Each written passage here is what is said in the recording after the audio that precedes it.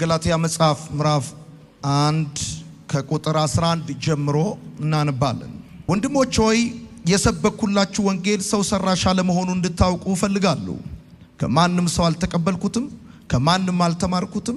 ይልቁንስ በመገለጥ ከኢየሱስ ክርስቶስ ተቀበልኩት። ቀድሞ በአይሁድ ሃይማኖት እንዴት እንደኖርኩ የእግዚአብሔርን ቤተክርስቲያን እንዴት በእጅጉ እንዳሳደድኩ ለማጥፋትም እንዴት እንደጣርኩ ሰምታችኋል። በእኔ ዕድሜ ዘመን ከነበሩት ብዙዎቹ አይሁድ ይበልጥ በአይሁድ ሃይማኖት እልቅ ነበር። ስለ አባቶቼም ወግ እጅግ ቀናተኛ ነበርኩ። ነገር ግን ከእናቴ ማኅፀን ጀምሮ የለየኝና በጸጋው የጠራኝ እግዚአብሔር በአሕዛብ መካከል ስለ እርሱ እንድሰብክ ልጁን በእኔ ሊገልጥ በወደደ ጊዜ ከማንም ሥጋ ለባሽ ጋር አልተማከርኩም። ከፍ እናድርግ መጽሐፋችንን። ስለምንወደው ነው ከፍ የምናደርገው።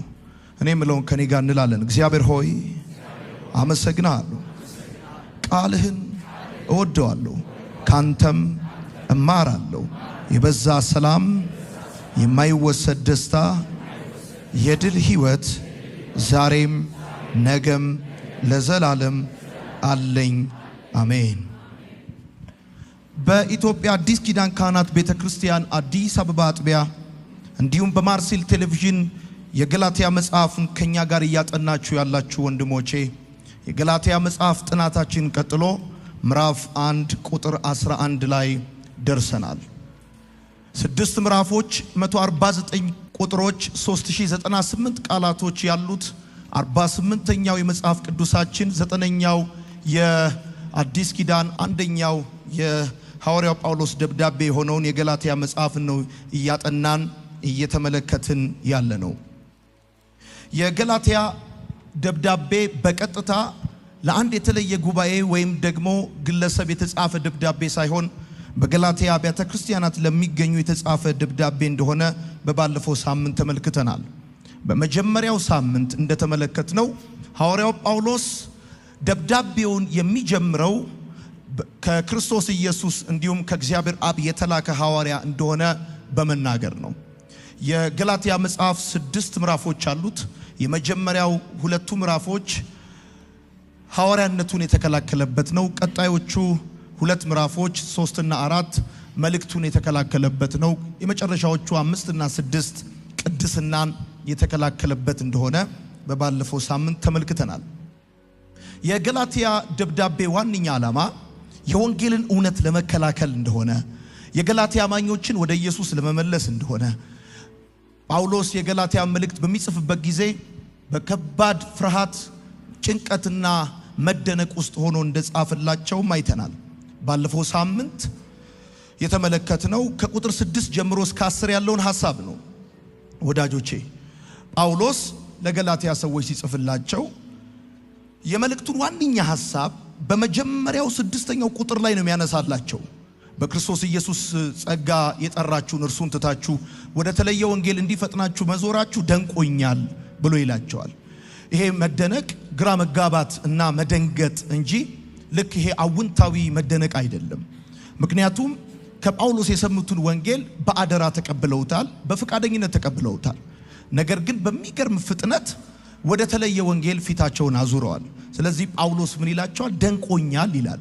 ይሄ ደንቆኛል የሚለው የላቲኑ ቃል በመብረቅ ከመመታት ጋር ተያያዥነት ባለው መልኩ የቀረበ ቃል ነው። ምክንያቱም በክርስቶስ ኢየሱስ ካመኑ በኋላ የጳውሎስን እግር ተከትለው የገቡ የአይሁድ መምህራን ለመዳን ከፈለጋችሁ በኢየሱስ ማመን ብቻውን በቂ አይደለም፣ የሙሴን ሕግ መጨመር አለባችሁ ብለው መገረዝ አለባችሁ ብለው ትምህርት ማስተማር ስለጀመሩ ጳውሎስ ይሄን ሲሰማ ይሄ ዘገባ ሲደርሰው ደንግጧል። የገላትያ አማኞች ገና ባክስላይድ አድርገው ያልጨረሱ ናቸው። ለዚህ ነው ከ5 ጊዜ በላይ ወንድሞች እያለ የሚጠራቸው። በዚህ ቦታ ላይ ባለፈው ሳምንት የተነጋገርነው ወደ ተለየ ወንጌል እንዲፈጥናችሁ በመዞራችሁ ይላቸዋል። ከዛ በፊት ግን በክርስቶስ ጸጋ የጠራችሁን አይደል የሚለው፣ በክርስቶስ ጸጋ የጠራችሁን ብሎ ይላቸዋል። የክርስቶስ ጸጋ ምን ማለት እንደሆነ ተምረናል። የጠራችሁን ሲል የገላትያ አማኞች እግዚአብሔር ነው የጠራቸው። ጥሪው የጳውሎስ አይደለም። በቀጥታ ጥሪው የደረሳቸው ከእግዚአብሔር ነው። የተጠሩት በክርስቶስ ኢየሱስ ጸጋ ነው። ደግሞ የተጠሩት በወንጌል የክርስቶስ ክብር ተካፋይ እንዲሆኑ ነው። እና በሁለተኛ ተሰሎንቄ መጽሐፍ ምዕራፍ 2 ቁጥር 14 ላይ ጳውሎስ ይሄን ጽፏል። የሚገርማችሁ የገላትያ ሰዎች የተጠሩት እንደ አባቶቻቸው አይደለም። ማለት ከግብጽ ወደ ከነዓን ለመግባት ሳይሆን ከምድር ወደ ሰማይ ከዛሬ ወደ ዘላለም አይደል ከጨለማ ወደ ብርሃን ለመግባት ነው የተጠሩት። ይሄ ጥሪው ደግሞ የደረሳቸው በጳውሎስ በኩል ለጆሮአቸው በመንፈስ ቅዱስ በኩል ለልባቸው ነው ጥሪው የደረሳቸው። ይሄ ጥሪ ያልደረሳቸው ከነዚህ ሰዎች የተሻለ ቅርበትም እንዲሁም ክብርም እንዲሁም ጉልበትም የነበራቸው ሰዎች ነበሩ። ሰዎች ብቻ ሳይሆን በጣም ለእግዚአብሔር ቅርብ የሚባሉ መላእክትም ነበሩ። ግን ይሄ ጥሪ ያልደረሳቸው እና ከዚህ ጥሪ ፊታቸው ማዞራቸው ገርቦታል። ዋንኛው ሐሳብ በዚህ ቀን እንድትይዙልኝ የሚፈልገው ሌላኛው ሐሳብ የክርስቶስን ጸጋ መተው ማለት እግዚአብሔርን መተው ማለት ነው እንጂ ከአንድ ቤተክርስቲያን ሌላ ቤተክርስቲያን መሄድ ማለት አይደለም። የክርስቶስን ጸጋ መተው ማለት እግዚአብሔርን መተው ማለት ነው እንጂ ትምህርት መቀየር ማለት አይደለም። ከሆነ ተከታታይ ትምህርት ወደ ሌላ ተከታታይ ትምህርት መሄድ ማለት አይደለም። እና የገላትያ ሰዎች ጳውሎስን አስደንቀውታል፣ አስገርመውታል። ከዛ ምን ይላቸዋል? ወደ ተለየ ወንጌል ይላቸዋል። እንዳትረሱ የተለየ ወንጌል የሚባለው ነገር ምንድነው ሲባል ወንጌል በራሱ ምንድነው ከተባለ ወንጌል ማለት ስለ ኢየሱስ ክርስቶስ ሞትና ትንሣኤ የሚናገር የምስራች ማለት ነው። መልካም ዜና ማለት ነው። ሌላ አይደለም ወንጌል ማለት። በሮሜ መጽሐፍ ምዕራፍ 1 ከቁጥር 3 እስከ 4 የሚነግረን ይሄንን ነው። ወንጌል ስለ ልጁ እንደሆነ ስለ ልጁ ምን አሁን ወንጌል ስለ ልጁ ነው ካለ የሮሜ መጽሐፍ ስለ ልጁ ምን እንደሆነ ጳውሎስ ሲናገር እንደዚህ ያለ የሰበኩላችሁን ከኔም የተቀበላችሁትን ጸንታችሁ የቆማችሁበትን ወንጌል ላሳስባችሁ እወዳለሁ። ይሄንን የሰበኩላችሁን ቃል አጥብቃችሁ ብትይዙ በዚህ ወንጌል ትድናላችሁ። ምክንያቱም የሚያድን ወንጌል ይሄ ወንጌል እንደሆነ ቀጥሎ ሲናገር በመጽሐፍ አለ ኢየሱስ ክርስቶስ ስለ ኃጢአታችን ሞተ፣ ተቀበረ፣ በሶስተኛውም ቀን ተነሳ ተብሎ እንደተጻፈ ወንጌል ኢየሱስ ክርስቶስ ሞተ፣ ተቀበረ፣ ተነሳ ነው። በነገራችን ላይ መርዶ ነጋሪና ወንጌል ሰባኪ ይለያያሉ። ኢየሱስ ሞተ ብቻ መርዶ ነው። ወንጌል የሚሆነው ሞተ ብቻ ሲሆን ሳይሆን ተነሳ ሲሆን። ሞተ ብቻማ መርዶ ነው። ምንም አያረግላችሁ ሞተ ብቻ። ምክንያቱም ሮሜ መጽሐፍ የሚናገረው እንደዚህ ብሎ ነው። የሮሜ መጽሐፍ የሚናገረው ስለ ኃጢአታችን የሞተ እኛን ለማጽደቅ የተነሳ ብሎ ነው የሚለው።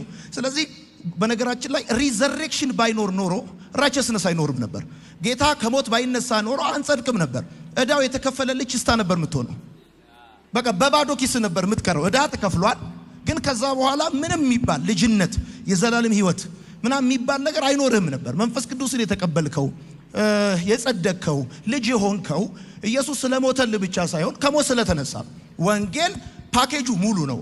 ኢየሱስ ክርስቶስ ስለ ኃጢአታችን ሞተ፣ ከዛስ ተቀበረ፣ ከዛ ተነሳ።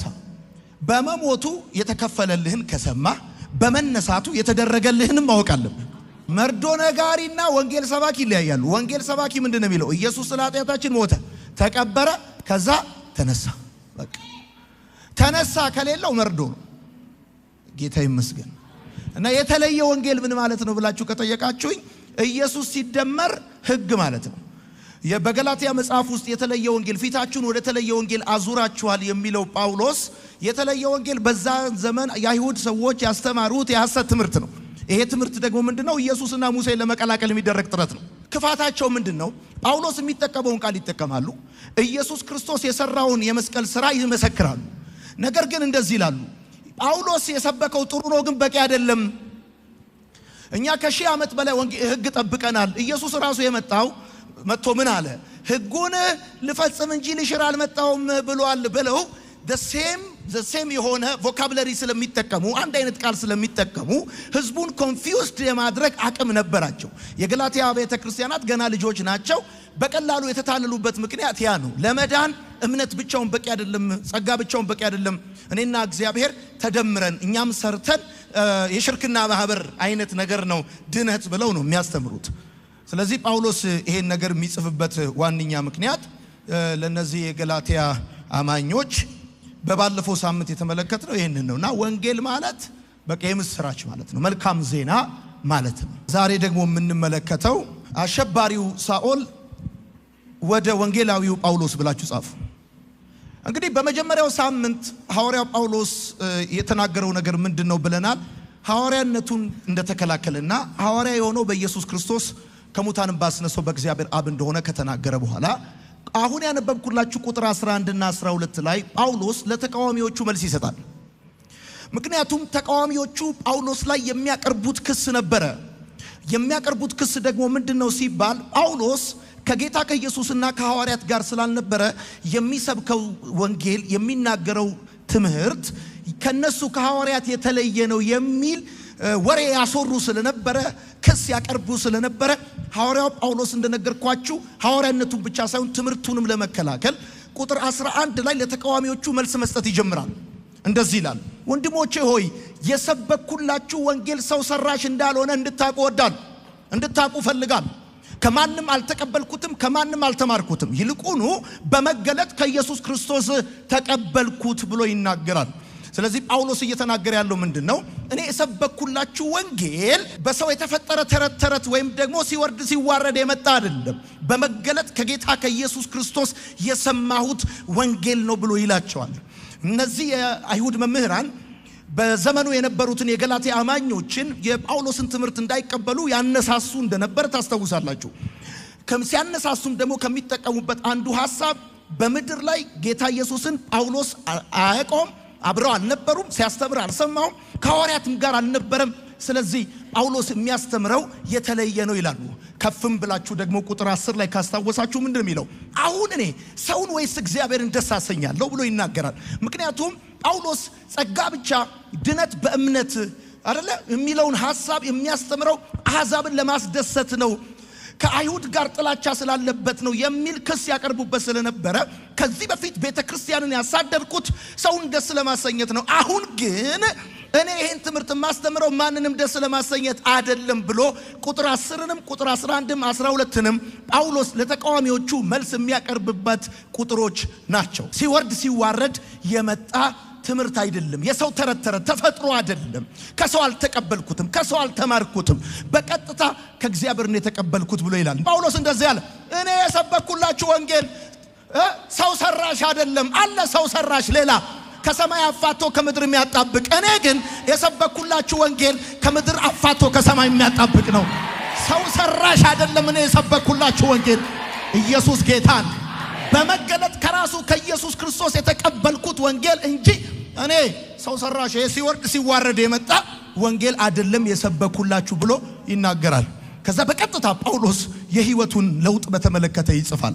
ወዳጆቼ የጳውሎስ የህይወት ለውጥ ርዕሳችንም አሸባሪው ሳኦል ወደ ወንጌላዊው ጳውሎስ የሚል ስለሆነ ማለት ነው። ጳውሎስ ከቁጥር 13 ጀምሮ በቀጣይነት የሚናገረው ስለ ህይወቱ ለውጥ ነው።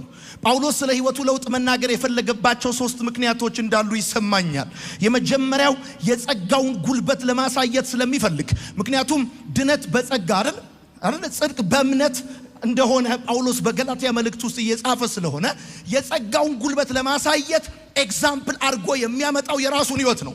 ጸጋ ምን ያህል በሰው ህይወት ውስጥ እንደሚሰራ የጸጋውን ጉልበት የሚያሳየው የራሱን ህይወት በመጥቀስ ነው። ከዛም ሲቀጥል የእውነተኛውን ወንጌል አስፈላጊነት ለማሳየት የራሱን ባዮግራፊ አምጥቶ ጳውሎስ ይጽፋል። እሱ ብቻ አይደለም፣ የአይሁድን አስተማሪዎች አደገኛነት ለማሳየት ነው የራሱን ባዮግራፊ አምጥቶ በዚህ በገላትያ መጽሐፍ ምዕራፍ 1 ከቁጥር 13 እስከ 16 ጀምሮ የሚያስቀምጥልን። ወዳጆቼ የሐዋርያ ጳውሎስን የህይወት ለውጥ በተመለከተ በሐዋርያ ሥራ መጽሐፍ ውስጥ 3 ጊዜ በመልእክቶች ውስጥ 2 ጊዜ ታገኛላችሁ። ከጌታ ከኢየሱስ ክርስቶስ ቀጥሎ በክርስትና አስተምሮ ውስጥ ትልቅ ተጽዕኖ ያመጣ ሰው ቢኖር ጳውሎስ እንደሆነ ይታመናል። የጳውሎስ ለውጥ የስጢፋኖስ አስደናቂ ጸሎት ውጤት እንደሆነ ይሰማኛል። የኢየሱስም የስጢፋኖስም ጸሎቶች እንደተሰሙ አምናለሁ። የሚያደርጉትን አያውቁምና ይቅር በላቸው ብሎ ስጢፋኖስም እንደጸለየ ጳውሎስ እስጢፋኖስ ሲደበደብ ጨርቁን ይዞ ፍቃድ ሰጪ አስተባባሪ እንደነበር ታስታውሳላችሁ። እግዚአብሔር የስጢፋኖስን ጸሎት ሰምቶ ኃጢያቱን ያንን በደሉን በጳውሎስ ላይ እንዳልቆጠረበት አስባለሁ። ስለዚህ ሉቃስ በሐዋርያ ሥራ መጽሐፍ ውስጥ 3 ጊዜ የጳውሎስን የህይወት ለውጥ በተመለከተ ይናገራል። ራሱ ጳውሎስ ደግሞ በመልእክቶቹ ውስጥ 2 ጊዜ ይጽፍልናል ማለት ነው። ወዳጆቼ ጳውሎስ ስለ ህይወቱ ለውጥ ሲናገር ከሚናገርባቸው ሐሳቦች መካከል እንደዚህ ይላል ቁጥር 13 ላይ ቀድሞ በአይሁድ ሃይማኖት እንዴት እንደኖርኩኝ ሰምታችኋል።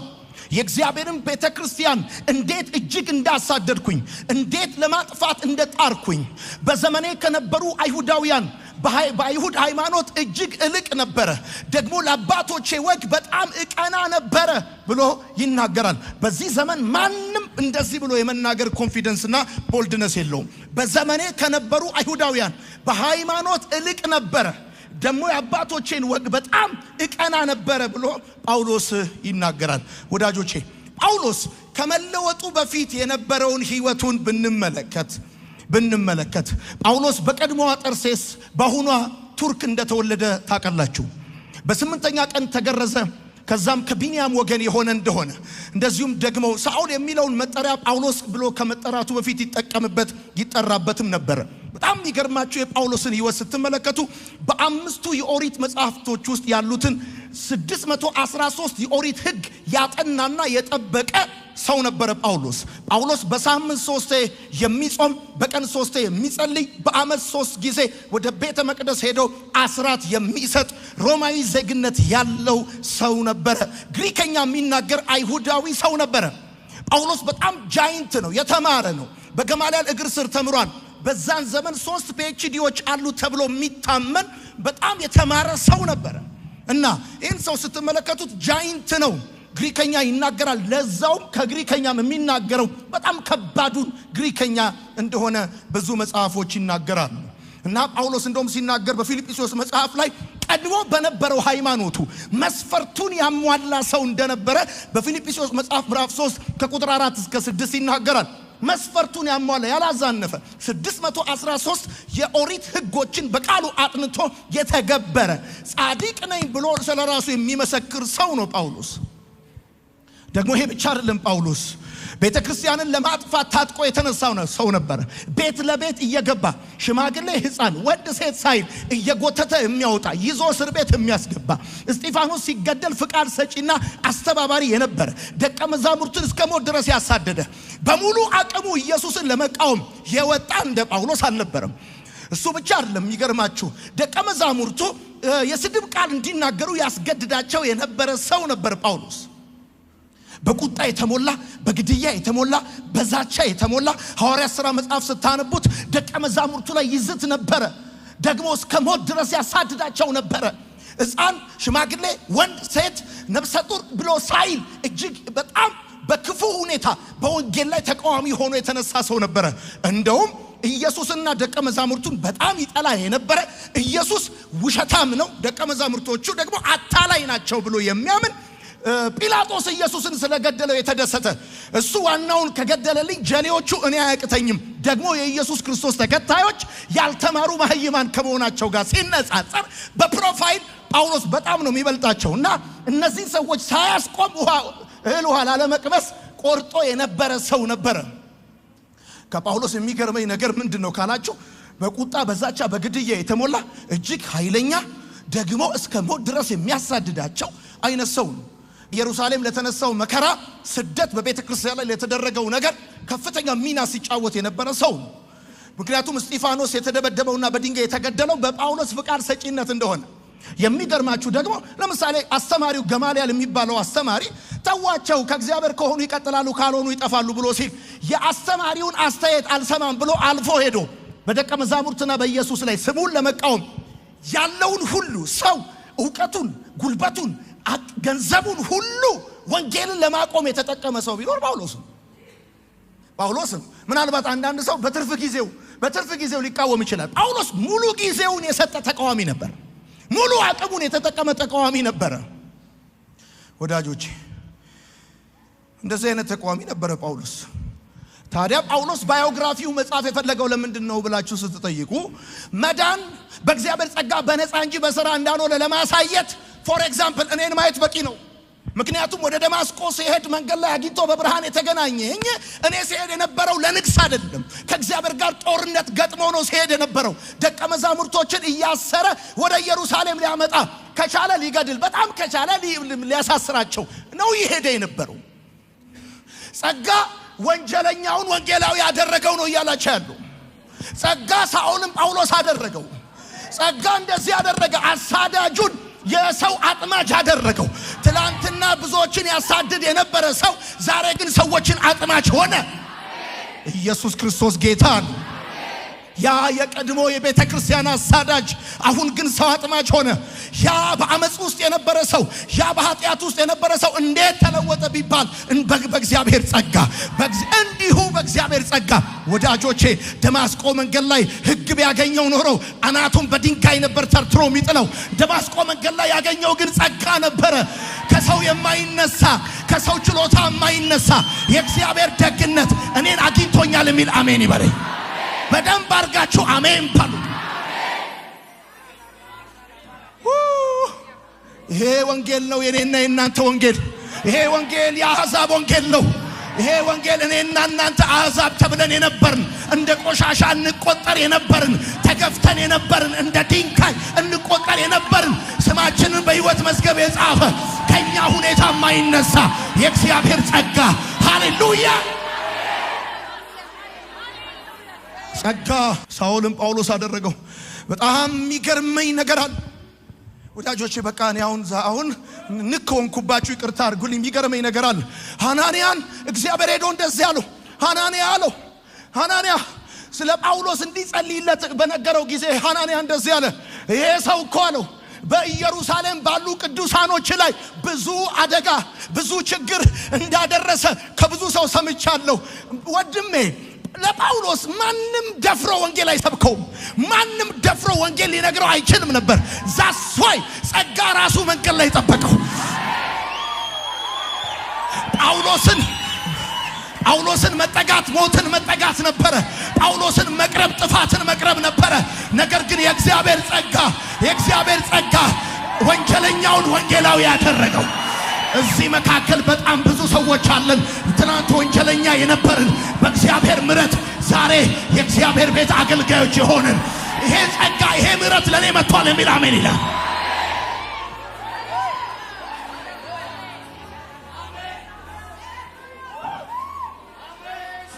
ከተነካ ጳውሎስ ከተለወጠ ጳውሎስ ከተቀየረ በኋላ ምስኪን ከሆነ በኋላ ሐናንያ መለወጡን እግዚአብሔር ሲነግረው እንደዚህ ነው።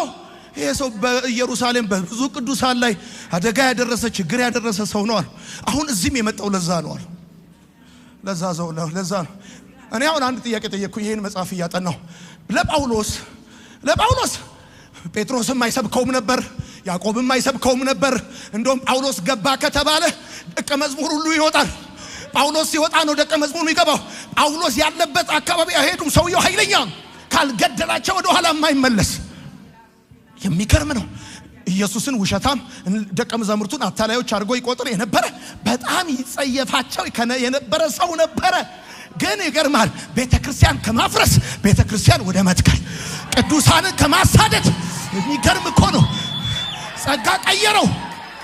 ሄሎ እዚህ ውስጥ እኮ አላችሁ በጣም ብዙ ሰዎች ጴንጤ በበላው ሳህን አጥማትበሉ የነበራችሁ፣ ጴንጤ ማትጨብጡ የነበራችሁ፣ ትጸየፉ የነበራችሁ፣ ይሄ በሰልባጅ የገባ ስትሉ የነበራችሁ ዛሬ ግን ወንጌል ነካችሁ። የእግዚአብሔር ፍቅር በልባችሁ ፈሰሰ።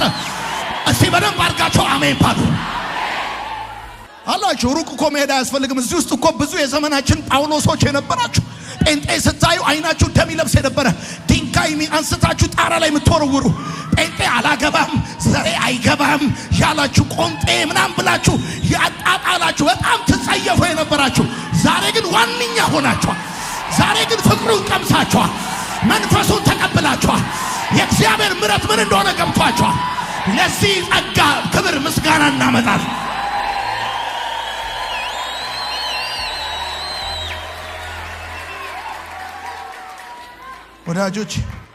ወዳጆች ከመጽሐፍ ቅዱሴ በጣም የምወደው አንድ መጽሐፍ ቅዱስ ክፍል አለኝ። ራእይ መጽሐፍ ምዕራፍ 20 ቁጥር 5 በዙፋኑ ላይ የተቀመጠው እነሆ ሁሉን አዲስ አደርጋለሁ አለ። ጸጋ ሁሉን አዲስ ያደርጋል። ጸጋ የተሰበረውን ይጠግናል። ቆሻሻውን ንጹህ ያደርገዋል። ጸጋ የተጣለውን ያነሳል። እነሆ ሁሉን አዲስ አደርጋለሁ አለ። ራሱ ጳውሎስ ሲናገር እንደዚህ አለ።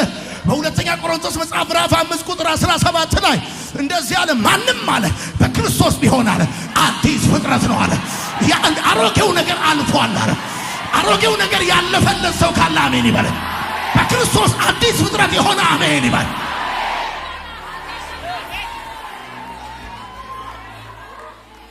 ከጳውሎስ መለወጥ የምንማራቸው አራት ነገሮች አሉ። ከጳውሎስ መለወጥ የምንማራቸው አራት ነገሮች አሉ። አሁን ይሁን እኔን ጳውሎስ ባዮግራፊውን የሚጽፈው ለምን መሰላችሁ? መዳን በእግዚአብሔር ጸጋ በነፃ እንጂ በስራ እንደማይገኝ ሊያሳያቸው ፈልጎ። ያ አሳዳጅ ከመቅስፈት ሐዋርያ ሲሆን ይገርማችሁ ይሁላችሁ። እኔን ይሁን ጳውሎስ ጉዞውን ሲጀምር አሳዳጅ ነበር። ሲጨርስ እኮ ጸላይ ሆኖ እየጸለየ ነው የጨረሰው። ሐናንያ ቤት ማንታካቻታ ሲጀምር እየዛተ ነበር የጀመረው። ገላቸዋለሁ አጠፋቸዋለሁ ብሎ እኮ ነበር የጀመረው። ነገር ግን መንገድ ላይ ጸጋ አገኝ፣ የእግዚአብሔር ምሕረት አገኝ። አሁን ለነዚህ የአይሁድ አስተማሪዎች ስለ ጸጋ ጉልበት ከሱ ህይወት የተሻለ ምሳሌ ከየት ማምጣት ይችላል? ጳውሎስ ባዮግራፊውን ገላትያ መጽሐፍ ላይ የሚጽፈው የጸጋውን ጉልበት ለማሳየት እኔን ወንጀለኛውን እኔን ኃጢአተኛውን ለማለት። ከጳውሎስ ህይወት የምትማሩት ነገር አንደኛ በምንም አይነት ሁኔታ ውስጥ ብትሆኑ ጌታ ይወዳቸዋል። ኢየሱስ ጌታ ነው። ጌታ ጳውሎስን ሲያገኘው በኃጢአት ውስጥ ነበረ፣ በደም ተጨማቆ ነበረ፣ በአመፃ ውስጥ ነበረ። ጌታ ባታስቡትም ያስባችኋል። ታውቃላችሁ በራሳችሁ የኑሮ ጉዳይ ተይዛችሁ ጌታን ባታስቡትም አሁን ብዙ ሰው የሚያስበው እንዴት ነው? ህይወቴን አስተካክዬ ወደ እግዚአብሔር እመለሳለሁ ብሎ ነው የሚያስበው። አንተ ባታስበውም ህይወት እስኪስተካከል ድረስ አይጠብቅም። ይገርማል። በምንም አይነት የኃጢአት ደብስ ውስጥ ልትሆን ትችላለህ። ያለበት ሁኔታ እግዚአብሔር ወደ አንተ እንዲመጣ አይከለክለውም። በየትኛውም አይነት ሁኔታ ውስጥ ብትሆን ጌታ ጳውሎስን ሲያገኘው በኃጢአት ውስጥ ነበር፣ በአመፃ ውስጥ ነበር፣ በደም ተጨማልቆ ነበር። ጌታ እናንተን ሲያገኛችሁ ምን ውስጥ ነበራችሁ? ጌታ እናንተን ሲያገኛችሁ ምን አይነት ሁኔታ ውስጥ እንደነበራችሁ ታስታውሳላችሁ? ወደ ቤተ ክርስቲያን እየመጣችሁ አይደለም ያገኛችሁ፣ ወደ መጠጥ ቤት እየሄዳችሁ፣ ወደ ጫት ቤት እየሄዳችሁ፣ አንዳንዶቻችሁ የህይወት መስቀለኛ መንገድ ላይ ቆማችሁ እምነት ህይወት ምን እንደሆነ በማይገባችሁ ሁኔታ መጣ ተጠጋችሁ። በጣም ማንም በማይጠጋችሁ ሁኔታ ቤተሰብ አርቋችሁ፣ ጎረቤት አርቋችሁ፣ ለቁም ነገር በማትፈለጉበት እድሜ ማንም ከናንተ ተስፋ በማያረግበት እድሜ ይሄ ጌታ ወደ እናንተ መጣ። በምንም አይነት ሁኔታ ውስጥ ብትሆኑ ጌታ ይወዳችኋል። በምንም ሰው ሲኖራችሁ ነው ሰው የሚወዳችሁ። ሰው ካላችሁ ላጥ ነው፣ ከሌላችሁ ቀጥ ነው። ጌታ ግን እንደዚህ አይደል።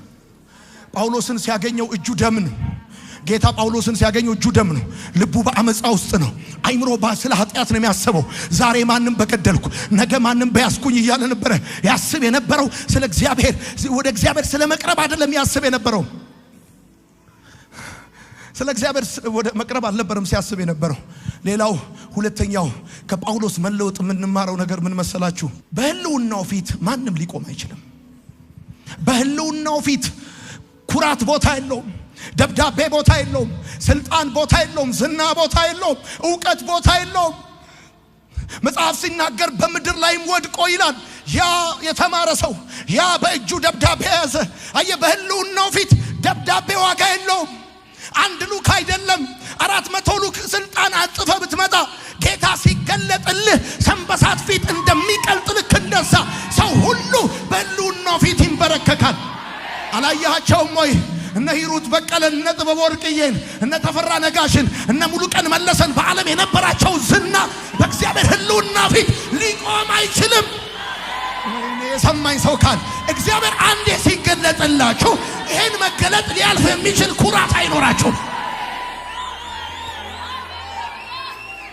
ዛሬ ከመሳፍንት አቤት ታሪኬ እንደዚህ፣ ቤተሰቦቼ እንደዚህ፣ እኔ ማኛው፣ እኔ እንትና ልጅ፣ እኔ ፊት አውራሪ እንትና ልጅ ቀብራራው ስትል የነበር ጠቅላላ በህልውና ፊት ኩራት ቦታ ጌታ ስለተባለ ኢየሱስ ሲባል ስሙ ሲነሳ ልባችሁ ቅልጥ እግራችሁ ብርክክ ስለሚል እንደዚህ በየአዳራሹ በማይመች ሁኔታ ውስጥ ቆማችሁ ጌታን ለማምለክ ተሰበሰባችሁት ስላልኮራችሁ እኮ አይደለም።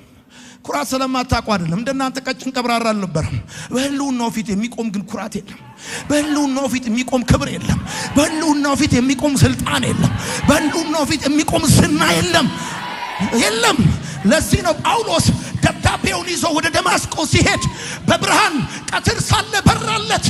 አሁን እዚህ ብርሃን ፊት ለፊት ቆመ። ደብዳቤ መግለጥ አትችልም። የትምህርት ደረጃን መናገር አትችልም። የመጣበትን ዘር ማውራት አትችልም። እዚህ መገኘት እዚህ ብርሃን ፊት ያለ አማራጭ መንበርከክ ብቻ። ወደ ምድር ወደቀ አለ ጳውሎስ። መንበርከክ ብቻ መንበርከክ። ጌታ ሆይ አንተ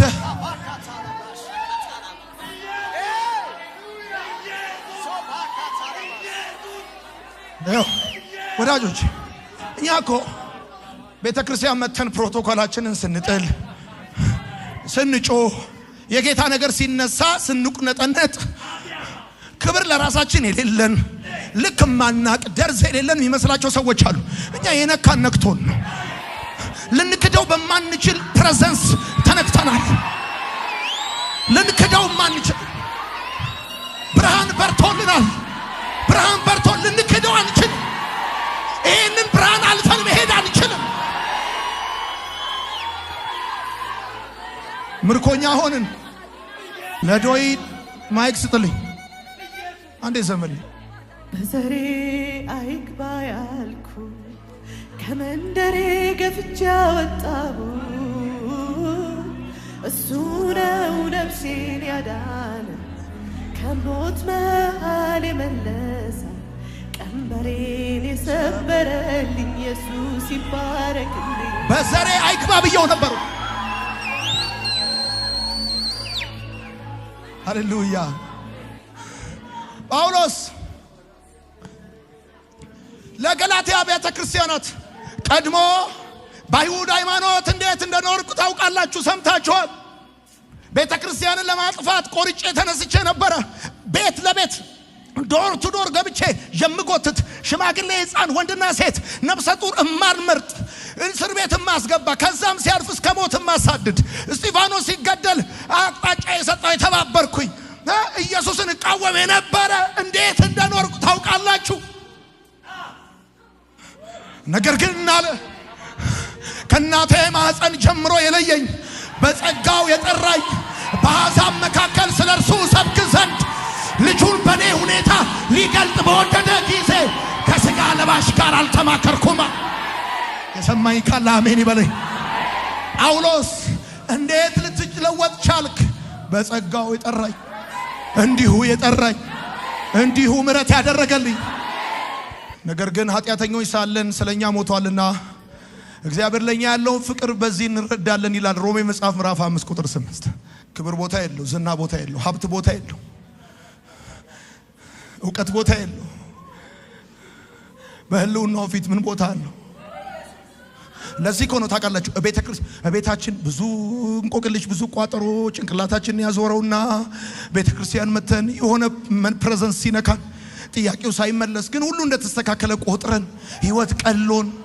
ለምን? በህልውናው ፊት እንቆቅልሽ ቦታ የለው። በህልውናው ፊት እንቆቅልሽ ቦታ የለው። ይገርማል። ይሄን ጠይቀዋለሁ ብለ ቸርች ትመጣና ሲዘመር ፕሬዘንሱ ቤቱን ሲሞላው ጥያቄውን ረስተው እጅን እንዳነሳ ፕሮግራሙ ያልቃል። በህልውናው ፊት እንቆቅልሽ ቦታ የለው። ክብር ቦታ፣ ዝና ቦታ የለው፣ ሀብት ቦታ የለው። ሃሌሉያ። ሶስተኛ ከጳውሎስ የምትረዱት ነገር ምን መሰላችሁ? አንዴ ዘምሪ ውስጥ በዘሬ አይግባ ያልኩ ከመንደሬ ገፍቻ ወጣሁ። እሱ ነው ነፍሴን ያዳነ በሞት መሃል የደረሰ ቀንበሬን የሰበረልኝ ኢየሱስ ይባረክ። ስትጠየቁ እኮ ጌታ አንተን ሲያገኝ በምን አይነት ሁኔታ ውስጥ ነበርክ? ኦቨርናይት ሲጨፍር ነበርክ እኮ። አንዳንዶች ቤተሰቦች እኮ ልጃችን አይደለም ብለው ቀበሌ አስመዝግበው ነበር እኮ። ይሰማል ወይ? ሂሳብ አስተማሪ አይገባም እንጂ ቢገባ ኖሮ መልሱ 6 ነው እሱ ብሎ የሰማኝ ሰው ካል ጌታ እኮ እኔና አንተን ሲያገኘን እጃችን ንጹህ አልነበረም፣ ልባችን ንጹህ አልነበረም።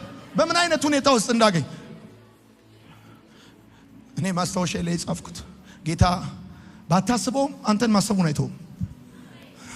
ህይወት ቢዚ አድርጎ የትኛውም ርቀት ለጌታ ቦታ ሳይኖር ዝም ብለህ ብትሄድ ህይወትን አስተካክለ እስክትመለስ አይጠብቅም። ያለበት ጓዳ ጎርጓዳ ድረስ ተከትሎ ይመጣል። ሶስተኛው ለህይወት መለወጥ አንድ መነካት ይበቃል። አንድ መነካት ይበቃል። ወዳጆቼ ወንጌልን በሰሚው ልብ ውስጥ ሕያው የሚያደርገው መነካት ነው። እመኑኝ ይሄ አንድ መነካት የሚባል ነገር ኤክስፒሪየንስ ያላረጉ ሰዎች ምናልባት በየአዳራሹ ተሰብስበው ስብከት በጭንቅላታቸው ቴፕ ልክ መዝሙር እንደሚቀዳ ቀርተው ሊሆን ይችላል። ነገር ግን መንፈሳቸው ስፒሪታቸው በእግዚአብሔር ፍቅር ካልተነካ ሰዎቹ በቤተ ክርስቲያን ውስጥ እድሜ አይኖራቸው። ሰበብ ፈልገው ይወጣል። በብዙ ምስቅልቅል ባለ ሁኔታ ውስጥ እስቲል በእግዚአብሔር ቤት ውስጥ ኤግዚስት የምታረጉት ለህይወት መለወጥ አንድ መነካት በቂ ስለሆነ ነው። ወንጌልን የምትሰሙትን ቃል በህይወታችሁ ውስጥ ሕያው የሚያደርገው መነካት። ወዳጆቼ የጳውሎስ ነገር የተቀየረው መቼ ነው ብላችሁ ብትጠይቁኝ የምታሳድደኝ ኢየሱስ ነኝ ያለው ሰዓት፣ እኔ ኢየሱስ ነኝ ያለው ሰዓት ሁሉም ነገር ተቀየረ። ኢየሱስ የማሳድድ እምጠላ ኢየሱስ በዛ ሁኔታ ውስጥ እኔ ኢየሱስ ነኝ ሲለው ሁሉ ነገር ተቀየረ። ሁሉ ነገር አበቃ። የዛን ጊዜ ለሚቴሊዩ በፍቅሩ ነካው። የአገሬ ልጆች ለሚቴሊዩ ሐናንያ ጳውሎስ ምን አይነት ነገር ያደርግ እንደነበር ሰምቷል። ያው ቅድም አውርተናል። በኢየሩሳሌም ባሉ ቅዱሳን ሁሉ ላይ አደጋ ያደርስ እንደነበረ። ከተለወጠ በኋላ ግን ይገርማቸዋል። ጳውሎስ ሐናንያ ጋር እንዲጸልይለት ሲሄድ ሐናንያ ምን ብሎ ሰላም እንዳለው ተስተውላላችሁ? ወንድም ሳኦል አለው። ከሳምንት በፊት ወንድሞቹን ገለውበታል። የሰማይ ሰው ከሳምንት በፊት እስጢፋኖስ ጭንቅላቱን ሰብሮበታል። ግን ከሳምንት በኋላ ኢየሱስ ካገኘው በኋላ ይሄ ጠላቱ አይደለም ወንድሙ ነው። የሰማኝ ሰው ካለ አሜን ይበል። አንተ ከሳምንት በፊት ወንድምን የገደለብን ከሳምንት በኋላ አግኝተ ወንድሜ አትለው። አንተ ነፍሰ ገዳይ፣ አንተ ወንድሜ ደም አፍሳሽ ነበር የምትለው። ከዚህ ይሄ ፍቅር ወንድም ወዳጆቼ ወንጌል አንድ ጊዜ አንድ መነካት ነው የሚበቃ። ሁሉ ነገር ትታችሁ ቁልቁለቱን ፎሌ ዳገቱን ግፊ የማትፈልጉ አሁንም ትንቢት ይምጣልን ስማችን ይጠራ ማትሉ በአንድ መነካት በቃ ክርስትናን እየሄዳችሁ ያላችሁ ሰዎች አላችሁ። አንድ መነካት በቂ ነው። ያንን ጃይንት ፕሪቸር ያንን ትልቅ ሰው ከአዲስ ኪዳን ታውቃላችሁ ከ27ቱ መጽሐፍ በዕብራውያን ስለምስማማ 14ቱ ከ14ቱ ደግሞ ታውቃላችሁ ከ14ቱ ደግሞ 7ቱ ደብዳቤዎች ናቸው። ታውቃላችሁ መጽሐፍ ቅዱሳችን ውስጥ በብርሃን የተጠሩ ሁለት ሰዎች ናቸው፣ ሙሴና ጳውሎስ። እንደውም አንዳንድ አስተማሪዎች ሲናገሩ ጳውሎስ ማለት የአዲስ ኪዳኑ ሙሴ ነው። ሙሴ የእስራኤልን ሰዎች ከግብጽ ባርነት እንዲያወጣ አደራ እንደተሰጠ ሁሉ ጳውሎስን በጸጋው አማካኝነት የሰዎችን ከኃጢአት ባርነት ነፃ የሚያወጣ ጳውሎስ ማነው? ሙሴ። አራተኛው ከጳውሎስ ሕይወት የምትመለከቱት ለክብሩ ይጠቀምባቸው። ትላንትናችሁ አይከለክለው። የትላንትናችሁ ሪከርድ የህይወታችሁ ሪከርድ አይከለክለው። ለክብሩ ይጠቀምባችኋል። ሳትለወጡ በፊት የነበራችሁን ቅናት አቅጣጫውን ቀይሮ በሱ ኪንግደም ውስጥ በሱ ፕሮግራም ውስጥ ይጠቀምበታል። አንድ መነካት በቂ ነው። ይኸው በአንድ መነካት ስንት ዓመት ኖርን? ልንክደው አንችልም፣ በፍጹም አንችልም። ተስፋ ያደረግናቸው መኖሪያ ቤቶች፣ ልንነዳቸው ያሰብናቸው መኪናዎች ወይም ይሳካሉናል ብለን ያሰብናቸው የውጭ ፕሮሰሶች ከዚህ አንጻር ወንጌል ብለ ቁስ ካልክ ክብረ ነክ ነው፣ አብሮ አይሄድም። ለእምነታችን ክብር አለን እኛ። ወንጌል ብለን ሶፋ አንልም፣ ወንጌል ብለን መኪና አንልም። ለእምነታችን ክብር አለ፣ ለእምነታችን ቦታ አለ። በፍጹም አንልም፣ አብሮ አይሄድም። ይሄንን ሶፋ፣ ፍሪጅ፣ ቴሌቪዥን፣ መኪና ኢየሱስ ሳይሉ የሚነዱ ብዙ ሰዎች ባሉበት ዓለም ለኢየሱስ ለህይወትና ለዘላለም ወንጌል መለኪያ አድርገን የምናመጣው ቁሳቁስ የለም። ኢየሱስን ለዚህ ዓለም ተስፋ አድርገነው ከሆነ ምስኪኖች ነን። አንዳንድ ጊዜ ህይወት ትክት ይለኝና ግን በህልውናው ፊት ምንም ቦታ የለው። ወዳጆቼ ጳውሎስ ከሊቀ ካህናት ስልጣን የተቀበለ የነበረው ፖዚሽን ለቆ ወደዚህ ለመምጣት እኛ የድር ጸሐፊነት ያሳሰናል። እንኳን አይደለም በዛ ደረጃ የነበረው ፖዚሽን። ጌታ ግን ጳውሎስን ደማስቆ ላይ ለምን ሊጠብቀው ፈለገ? እሷ እንድጽፉልኝ ይፈልጋል። ለምንድን ነው ደማስቆ ላይ ሊጠብቀው ይፈልገው? በእግዚአብሔር ዘንድ ምንም አይነት አጋጣሚ የሚባል ነገር የለም። እርግጠኛ ነኝ በአጋጣሚ አይደለም ደማስቆ ላይ ጌታና ጳውሎስ የተገናኙት። በእግዚአብሔር ዘንድ አጋጣሚ የሚባል ነገር የለም። ታዲያ እግዚአብሔር አምላክ ወደ ሰው ህይወት መምጣት ከፈለገ በየትኛውም ጊዜ በየትኛውም ቦታ መምጣት አይችልም? ለምንድን ነው ጳውሎስን ደማስቆ እስኪመጣ ድረስ የጠበቀው? ጳውሎስ ከሊቀ ካህናቱ ከቤተ መቅደስ ደብዳቤ አጽፎ ከኢየሩሳሌም ደማስቆ ለመድረስ የሚወስድበት ጊዜ ቢያንስ 1 ሳምንት ሊሆን እንደሚችል ይገመታል። ጌታ ከኢየሩሳሌም ወጥቶ ደማስቆ እስኪደርስ ድረስ ለደማስቆ እስኪቀርብ በኪሎ ሜትር 340 ምናምን ኪሎ ሜትር በማይልስ ወደ 160 ምናምን ማይልስ 1 ሳምንት ይፈጃል። በዛን ጊዜ ደማስቆ እስኪጠጋ ድረስ ጌታ ጸጥ ብሎ ይጠብቀዋል። ምክንያቱም ጌታ ከሚያቀው ከምቾቱ ከለመደው እስኪወጣ ድረስ ኢየሩሳሌም ማለት ለጳውሎስ ያለ ደብዳቤ እንደፈለገ አክት የሚያደርግበት ኢንቫይሮንመንት ነው። ከለመደው ከሚያቀው ከምቾቱ እስኪወጣ ድረስ ነው ጌታ ደማስቆ ላይ ይጠብቀው የነበረው። ታውቃላችሁ ወደ ብዙዎቻችሁ ህይወት ጌታ የመጣው ከወላጆቻችሁ ተለይታችሁ ዩኒቨርሲቲ ሄዳችሁ እንደሆነ ለትምህርት ብላችሁ ወጣችሁበት እንዳገኛችሁ ከለመዳችሁት አትሞስፌር አውጥቶ ከምቾታችሁ አውጥቶ ነው እናንተ ጋር የመጣው። የሰማኝ ሰው ካል የመጣው ብዙዎቻችሁን ብጠይቃችሁ እንዴት ጌታን ተቀበላችሁ እንዴት ወደ ጌታ መጣችሁ ብትባሉ እምትመልሱት ይሄንን ነው። ለሥራ ወጣችሁ፣ ለትምህርት ወጣችሁ፣ በትዳር ወጣችሁ፣ ወደማታውቁት ሀገር በስደት ሄዳችሁ፣ አንዳንዶቻችሁ አረብ ሀገር፣ አንዳንዶቻችሁ አውሮፓ፣ አሜሪካ ብቸኝነት ውስጥ ሆናችሁ እዚህ በቤተሰባችሁ መካከል በጓደኞቻችሁ መካከል ሊያወራችሁ ሲችል ከኮምፈርት ዞናችሁ እስክትወጡ ድረስ ይጠብቃችኋል። ደማስቆ ላይ የጠበቀው ጌታ አንዱ ምክንያቱ ይሄ ሊሆን ይችላል ብዬ መጽሐፌን ሳጠና ገነዘባለሁ። ሁለተኛውና መሰረታዊው ሐሳብ ግን ምን መሰላችሁ? ጌታ ደማስቆ እስኪደርስ ድረስ ጳውሎስን የጠበቀበት ምክንያት በመከራና በስደት ምክንያት የኢየሩሳሌም ቤተክርስቲያን ስለተበታተነች ጠንካራ ክርስቲያናዊ ማህበር ያለው ደማስቆ ነው። መከራው እሳቱ እየነደደ ደማስቆ አልደረሰም።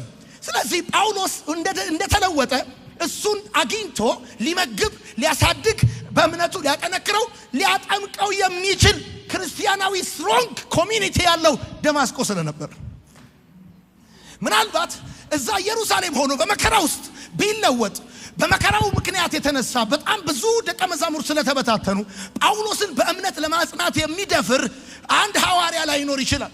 እግዚአብሔር ፐርፐሳል ዓላማ አለው። የት መቼ እንዴት ወደ እናንተ ሁኔታ እንደሚመጣ ጋድ ኖስ። ደግሞ ብቸኝነታችሁ ይመቸዋል። ከኮምፈርት ዞን ስትወጡ ይመቸዋል። አባብላታለሁ፣ ወደ ምድረ በዳም ወስዳታል። በዛም የልቤ ለልቧ በልቧ ውስጥ ያለ የእግዚአብሔር ያልሆነ ነገር አለ። ስለዚህ ያን አውጥቶ የራሱን ነገር ሊከት ፈልጎ አባብላታለሁ። ደብዳቤውን ተቀብሎ ወደ ደማስቆ ሊደርስ ሲል በብርሃን ተገናኘው ጌታ። አንድ መነካት ህይወቱን ለወጠው። አንድ መነካት ህይወቱን ለወጠው። አንድ መነካት ዋን ተች። ትዝ ይላችኋል ያዕቆብ አጭበርባሪ ሆኖ ወጥቶ አጭበርባሪ ሆኖ አይገባም። ሲወጣ አጭበርባሪ ሆኖ አጭበርብሮ ነው የወጣው። ሲገባ አጭበርብሮ አይወጣም። አንተ ማን ነህ? ያዕቆብ ነኝ አለ። ሌሊቱ ሙሉ ሲታገለው አደረ። ከዛ የጭኑን ሽሉዳ ነካዋል። ከዛ ማነከስ ጀመረ። ሰውየው አበላሽቶ ባረከው።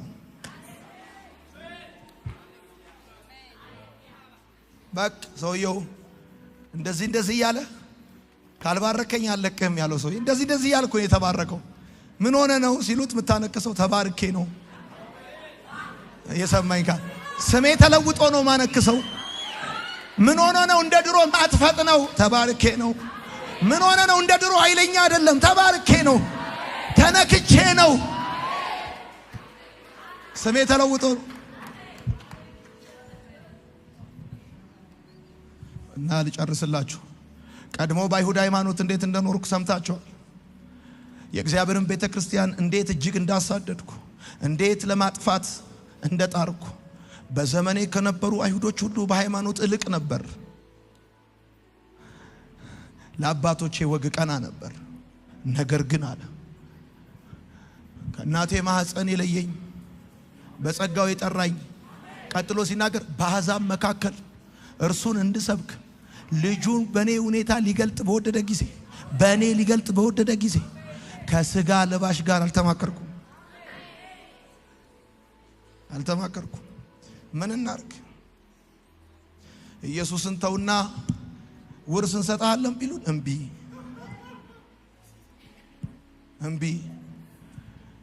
ጴንጤ ኮንክ ልጅ አይደለም? እሺ የእግዚአብሔር ልጅ ኮንኩ ይበቃኛል።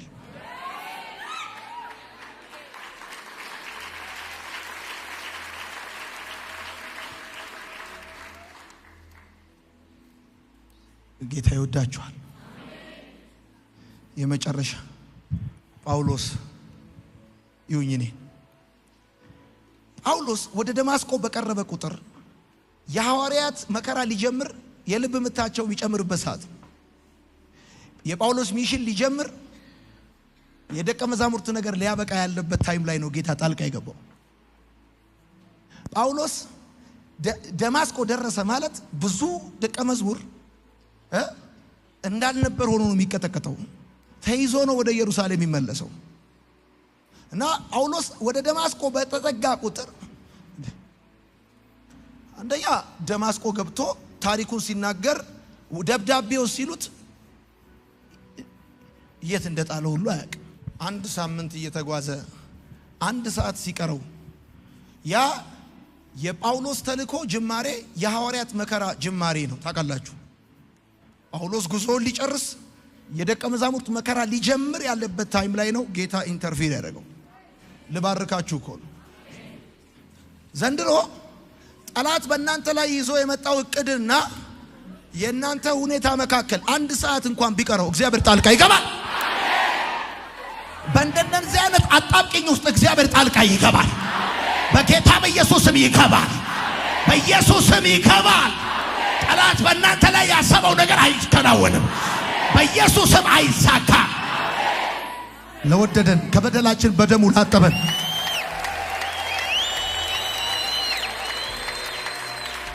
ለአባቱና ለአምላኩ መንግሥት ካህናት እንድንሆን ላደረገ ለሱ ከዘላለም እስከ ዘላለም ክብር ይሁን።